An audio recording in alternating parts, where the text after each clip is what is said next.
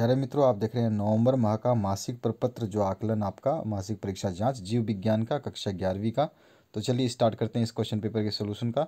तो सबसे पहले पूछा गया है first stable product in C3 cycle is, यानी C3 चक्र में बनने वाला पहला स्थायी उत्पाद कौन सा है।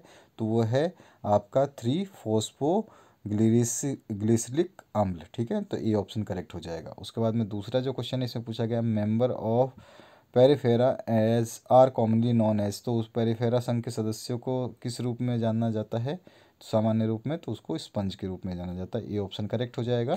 नेक्स्ट क्वेश्चन जो है इसमें पूछा गया है होमोग्लोबिन प्रदर्शित करता है, तो ये प्रोटीन की चतुर्थ संरचना को प्रदर्शित करता है। चौथा क्वेश्चन जो है इसमें पूछा गया splitting of water is associated with, तो जल के विघटन का संबंध निम्न में से किसमें है। तो वो है आपका थाइलाकाइड की भीतरी दीवार से। ठीक है ना, यहाँ पर। इसके बाद में नेक्स्ट जो क्वेश्चन है 5वां नंबर, इसमें पूछा गया आपसे कि which among the following is called amphibians of plant of kingdom, यानी कि पादप जगत का उभयचर किसे कहा जाता है। तो वो कहा जाता है ब्रोफाइट को। ठीक है, तो सी ऑप्शन इसमें करेक्ट हो जाएगा। छठा क्वेश्चन है double fertilization is a feature of, दोहरा निषेचन किसकी विशेषता है। तो पुष्पी पादपों की है। सी ऑप्शन इसमें करेक्ट हो जाएगा। उसके बाद में 7वां क्वेश्चन जो है इसमें पूछा गया cell theory was proposed by, तो टेमिन और वाल्टीमोर द्वारा। ठीक है, तो बी ऑप्शन इसमें करेक्ट हो जाएगा। उसके बाद में नेक्स्ट जो क्वेश्चन है इसमें पूछा गया कि आपका माइकोराइजा निम्न में से किसके संयोगात्मक संबंध को दर्शाता है। तो ये किसके संबंध को दर्शाता है, उच्च पादपों की जड़ और कवक के बीच के संबंध को दर्शाता है। 9वां क्वेश्चन है इसमें क्रॉसिंग ओवर की प्रक्रिया किस चरण में संपन्न होती है। तो ये पैकेटिंग के चरण में संपन्न होती है, ध्यान रखना है आपको। और 10वां जो प्रश्न है इसमें पूछा गया आपसे which of the following is a colourless placid, तो यहाँ पे निम्न में से कौन ऐसा रंगहीन लवक जो है वो है। तो ये है ल्यूकोप्लास्ट। सी ऑप्शन करेक्ट हो जाएगा। अब आते हैं बड़े क्वेश्चनों की तरफ। तो यहाँ पर 11वां क्वेश्चन पूछा गया है आपको कि मोलास्का संघ के किन्हीं दो सदस्य जीवों के नाम बताने हैं आपको। तो इसमें स्नेल्स होते हैं, ऑक्टोपस है आपका, स्क्विड्स हैं, ऑयस्टर्स हैं, काम्स हैं, इनको जिसको घेंगा बोलते हैं, ऑक्टोपस है, स्क्विड्स है, सीप है, क्लेम है, ये सब चीज़ें। ठीक है, इनके आपको कोई भी आपको 2 एग्जाम्पल देने थे, यहाँ पे हमने 5 लिखे हुए हैं, 5-6 लिख रखे हैं। 12वां जो क्वेश्चन है इसमें पूछा गया आपसे विस्तार करना है, यानी कि आपको एक्सपांड करना है। एक्सपांड मतलब फुल फॉर्म बतानी है आरएनए की और आरयूपीवी की। आरएनए का होता है राइबो न्यूक्लिक एसिड। ठीक है, आरएनए होगा। और आरयूपीवी हो जाएगा राइबुलोज बिस्फोस्फेट। ठीक है, ये आपका इसका नाम हो जाएगा। अब इसके बाद आते हैं 13 नंबर क्वेश्चन पे। 13 नंबर जो क्वेश्चन है इसमें परिभाषा देनी है आपको फोटोसिंथेसिस की और डीएनए की। ठीक है, तो पहला जो प्रश्न है इसमें इसका बताते हैं। तो प्रकाश संश्लेषण वो प्रक्रिया है जिसके द्वारा हरे पौधे सूर्य के प्रकाश की उपस्थिति में जल और कार्बन डाइऑक्साइड के संयोग से कार्बोहाइड्रेट्स का निर्माण करते हैं तथा इस प्रक्रिया में उत्पाद के रूप में ऑक्सीजन निर्मुक्त करते हैं। रासायनिक अभिक्रिया लिखना चाहें तो इस तरह से आप रासायनिक अभिक्रिया लिख सकते हैं। ठीक है, इस अभिक्रिया को याद रखना, कभी कभी दे देता है तो प्रकाश संश्लेषण की कौन सी अभिक्रिया सही है तो आपको पता होना चाहिए। उसके बाद नेक्स्ट जो क्वेश्चन है इसमें पूछा गया है आपसे, इसी का सेकंड पार्ट है डीएनए के बारे में आपको बताना है। डीएनए क्या होता है। तो डीएनए जीवित कोशिकाओं के गुणसूत्र में पाए जाने वाला तंतुनुमा अणु को डीएनए यानी कि डी ऑक्सीराइबो न्यूक्लिक अम्ल या डीएनए कहते हैं। इसमें आनुवांशिक कूट निबद्ध रहता है। डीएनए अणु की संरचना घुमावदार सीढ़ी की तरह होती है। डीएनए का एक अणु 4 अलग अलग वस्तुओं से बना होता है जिन्हें न्यूक्लियोइड्स कहते हैं। ठीक है, तो ये आपका आंसर हो गया डीएनए का, की परिभाषा हमने बता दी क्या होता है।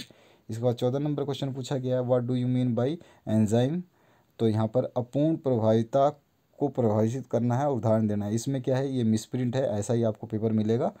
तो यहाँ पे अपूर्ण प्रभाविता जो है वो है क्या, विपर्यासी लक्षणों के युग में एक लक्षण दूसरे पर अपूर्ण रूप से प्रभावी होते हैं, यह घटना अपूर्ण प्रभाविता कहलाती है।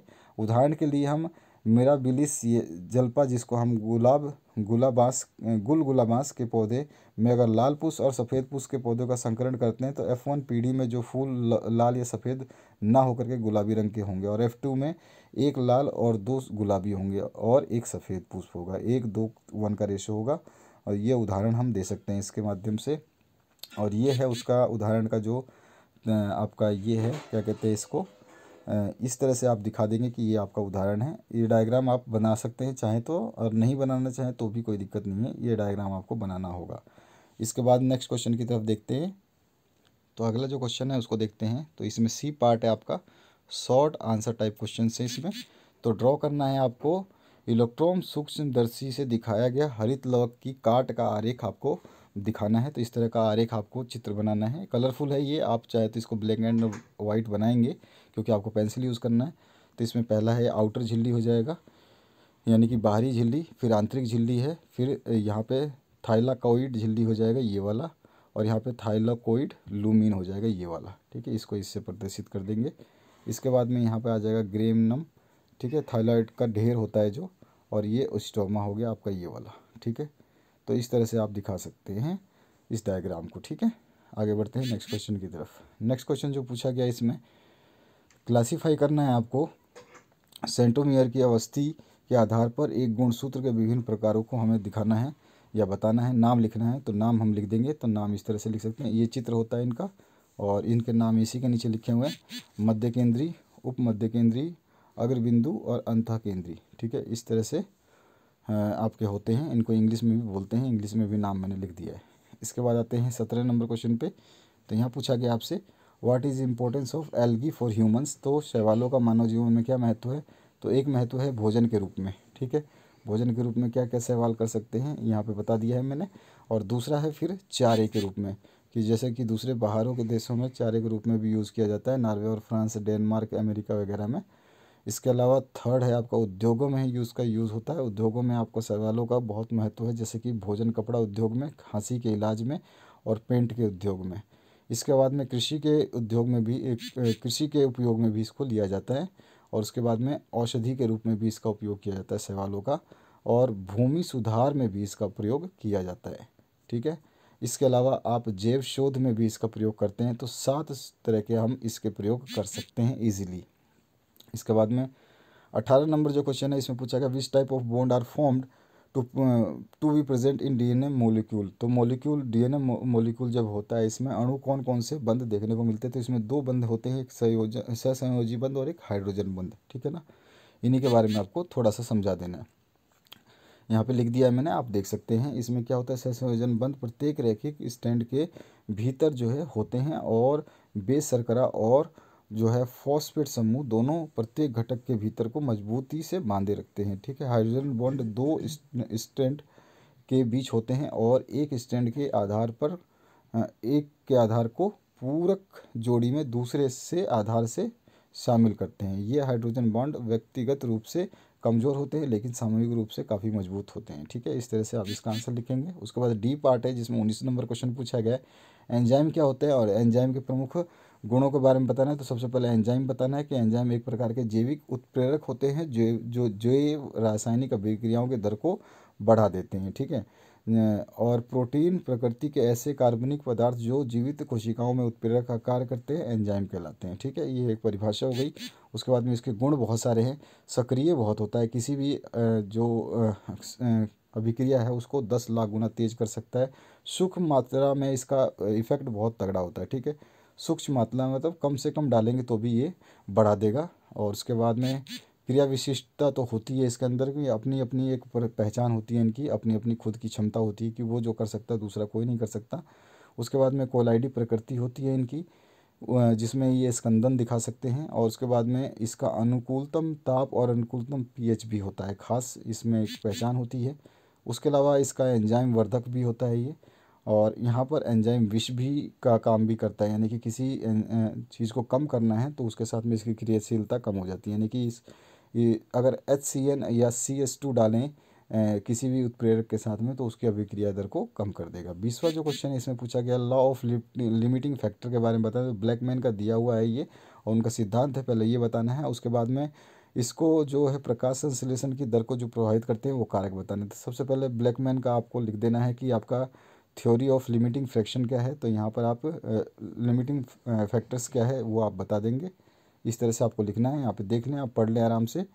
और इसके बाद में आपको प्रकाश संश्लेषण को प्रभावित करने वाले जो कारक हैं उनके बारे में बताना है, जिसमें आपका एक तो प्रकाश तो मेन है, प्रकाश खुद ही अगर कम ज़्यादा होगा, इसकी प्रखरता पे डिपेंड करता है कि क्रिया को, वो क्रिया है जो प्रभावित कैसे होगी। कम प्रकाश होगा तो क्रिया धीरे होगी, और ज़्यादा प्रकाश होगा तो अधिक प्रकाश में प्रखरता से अधिक होगी। ठीक है। उसके बाद में पर्णहरिम जो है आपका, यानी कि क्लोरोफिल भी मुख्य भूमिका निभाता है।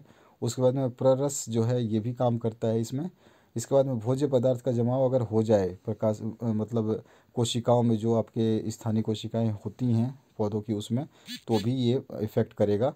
उसके अलावा पत्तियों की आंतरिक संरचना जो है उसके ऊपर भी डिपेंड करता है ये। ठीक है। ये भी इसको प्रभावित करते हैं प्रकाश संश्लेषण को। और पत्तियों की आयु भी, आयु में क्या होता है कि जो आपके नई पत्तियां होती हैं उसमें प्रकाश संश्लेषण तेज होगा, और पुराने पत्तियों में जो है आपका प्रकाश संश्लेषण कम होगा। तो इस तरह से ये पूरा का पूरा सोल्यूशन है। और इसके अंदर जो लास्ट चीज़ है एक और बची आपके प्रकाश संश्लेषण की क्रिया में, क्या है कि आपका प्रकाश, कार्बन डाइऑक्साइड, जल वगैरह, क्लोरोफिल सब नियंत्रित कारकों को नियंत्रित करते हैं। लेकिन जो भी कारक सबसे कम होगा, जिसकी गति को जो मतलब जिसका परिणाम सबसे कम होगा ना, वही पूरी क्रिया की गति को नियंत्रित करेगा, और उस समय के लिए उसको हम सीमाबद्ध कारक कह सकते हैं। ठीक है। तो ये इसका सॉल्यूशन हुआ। और लाइक करना, शेयर करना, सब्सक्राइब करना भूलना नहीं। सभी सब्जेक्ट के सॉल्यूशंस के लिए अपनी डिस्क्रिप्शन बॉक्स में प्लेलिस्ट देखिए। हमारा चैनल आप अच्छी तरह जानते हैं, तो आशा करता हूँ इस वीडियो से आप लोगों को हेल्प मिली होगी। अपने दोस्तों के साथ में शेयर करना बिल्कुल भी ना भूलें। Thank you very much. Have a good day.